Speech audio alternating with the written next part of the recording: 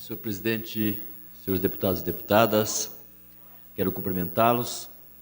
Quero cumprimentar também a todos e a todas que acompanham essa sessão. Cumprimentar os nossos estudantes que aqui comparecem. Cumprimentar a população que acompanha pela TV, pelo rádio e pela internet. Nós estamos acompanhando lá em Brasília um processo que ontem foi autorizado por 367 deputados, que é o processo de impeachment, que é o impedimento da presidente Dilma de governar o Brasil. Este processo agora vai para o Senado, e o Senado também deve se pronunciar. Primeiro, se vai admitir a tramitação ou se vai arquivar. Segundo, se vai, então, processar a presidente, e aí, com 54 senadores, são 2/3 dos 81, se os 54 votarem a favor do impedimento, evidentemente ela ficará impedida. É bom a gente lembrar que lá no Senado, o julgamento ele não pode ser meramente político. Ele precisa considerar, evidentemente, se há ou não há, contra a presidente da República, crime de responsabilidade, se ela feriu a Constituição brasileira. Já sabemos que não houve crime de responsabilidade, não houve crime contra a Constituição brasileira. E, portanto, por isso, nós entendemos que há toda uma montagem para destituir a presidente da República, para que o vice Michel Temer, então, assuma a presidência da República para esse período que resta de governo. São mais de 2 anos e meio.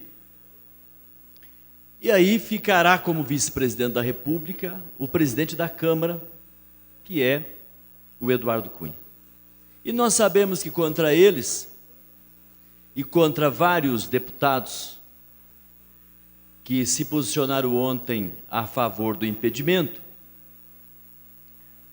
tem processos correndo na justiça, vários são réus, e tem deputados com mais do que um processo,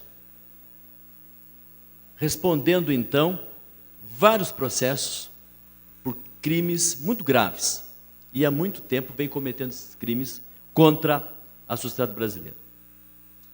É bom a gente também lembrar que uma das deputadas de Minas Gerais ontem, ao se pronunciar, falou 10 vezes sim, sim, sim, que era para acabar com a corrupção. Hoje de manhã ela foi surpreendida, ela e o marido preso, que é prefeito lá em Minas Gerais, preso pela Polícia Federal, exatamente por comandar uma quadrilha que rouba dinheiro dos hospitais públicos de Minas Gerais.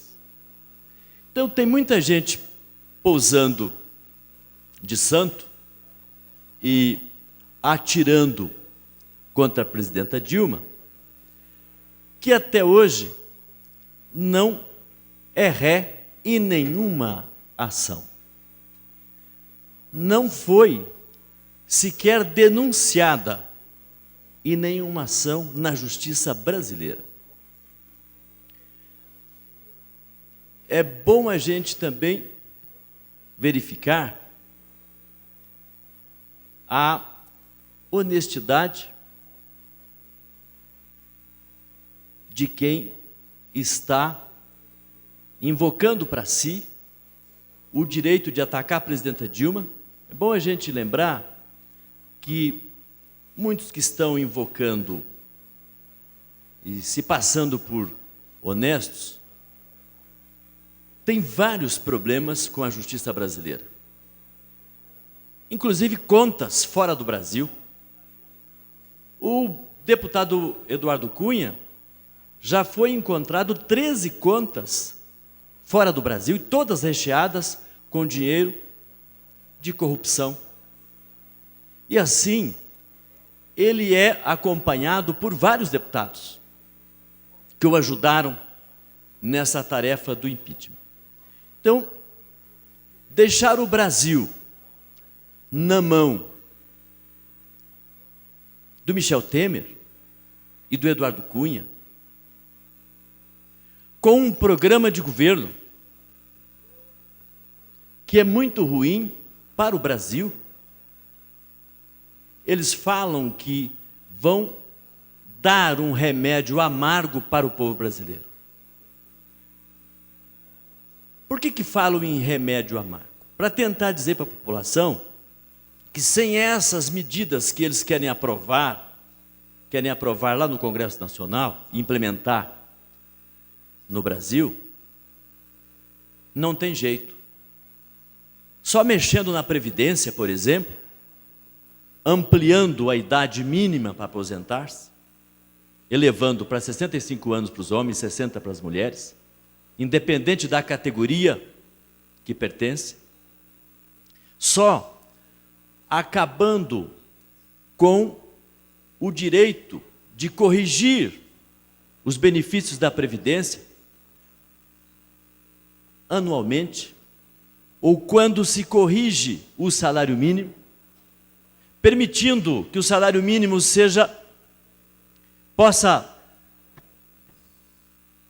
permitindo que o benefício previdenciário possa ser menor que o salário mínimo, como já era no passado. Então, asseguram estes que querem governar o Brasil que o grande problema da economia brasileira está centrada na classe trabalhadora e nos direitos trabalhistas, inclusive no direito sagrado da aposentadoria. Também, quem propõe o golpe, propõe um programa de governo para acabar com a obrigação constitucional de aplicar, no mínimo, 25% na educação, no caso do município. 25% o Estado é obrigado a aplicar na educação como percentual mínimo. A União tem a obrigação de aplicar 18%. Só este item, ele já basta para que a população brasileira se coloque contra este novo governo. Porque na hora que você acabar com o percentual mínimo exigido na Constituição brasileira para a educação, você acaba com a educação pública brasileira. Pergunto, quantas universidades e quantas escolas técnicas federais o governo Sarney construiu no Brasil? Nenhuma. O Collor, nenhuma. Itamar Franco, nenhuma.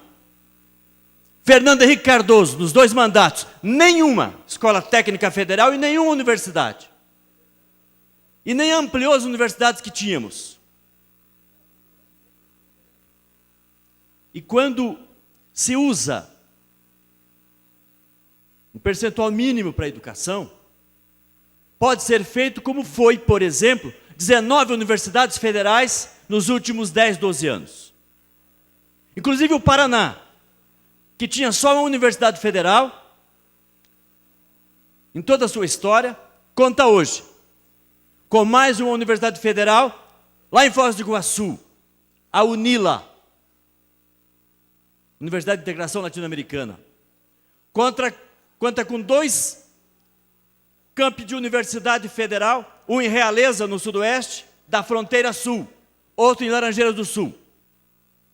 Com mais uma universidade que é Universidade Tecnológica Federal, o TFPR. Presente em Pato Branco, Francisco Beltrão, Dois Vizinhos, Guarapuava, Campo Mourão, presente em 14 municípios do Paraná, o TFPR, que não existia. Conta com um Instituto Federal, que não existia, já em 29 municípios do Paraná, com 45 mil estudantes, inclusive, que não existia. O Paraná conta com dezenas de escolas técnicas estaduais construídas pelo Programa Brasil Profissionalizado com recurso federal, que não existia, inclusive lá em Cianorte. É bom a gente observar que se os golpistas avançarem e conseguirem acabar com a educação, porque na hora que você desobriga o gestor de aplicar o mínimo do orçamento em educação, deixa ele à vontade para aplicar quanto ele achar que deve aplicar, você arrebenta com a educação. Só o fato de nos últimos 12 anos ter aumentado em 109% o número de vagas em universidade pública no Brasil, nos leva a lutar para que esse programa golpista não possa avançar contra a educação do povo brasileiro. São milhões e milhões de brasileiros e brasileiras que não tinham oportunidade de estudar e que encontraram amparo no governo do presidente Lula e no governo da presidenta Dilma. Inclusive o ProUni, que não existia, e já beneficiou mais de 1 milhão de estudantes. Inclusive o financiamento FIES, que era 850 milhões de reais, em 2002. O ano passado foi 17,8 bilhões. Esse ano será 18,7 bilhões, 900 milhões a mais. Então essa história de que diminuiu o recurso para o FIES é mentira. Pegue os números e verifique. Era 800 milhões ao ano. Agora, quase 20 bilhões por ano. Então, quando nós olhamos que o governo criou o Fundeb, que inclui toda a educação básica com todas as modalidades, e aí criou junto um salário mínimo para professores do Brasil, que é o piso nacional, junto à hora-atividade para professores, que no mínimo tem que ser 1/3 da carga horária para o professor não ter que levar para casa provas, trabalhos, ou fazer o preparo de aula em casa, para ele fazer isso na própria escola. Então vejo com muita preocupação. Também querem acabar com a proibição de investir 15% na saúde, que é obrigação do município, 12% obrigação do Estado. Querem acabar com isso da Constituição. Querem acabar também com 2% para ciência e tecnologia. Acabar praticamente com a pesquisa no nosso país. Mas vão mais longe. Propõem que o negociado prevaleça sobre o legislado, para que a classe trabalhadora possa ter direitos menores do que os direitos estão assegurados em lei. É muito grave. Estão dando um golpe para implementar um programa perverso, que eles estão chamando de ponte para o futuro. Então, certamente, este programa de governo vai beneficiar pouquíssimas pessoas.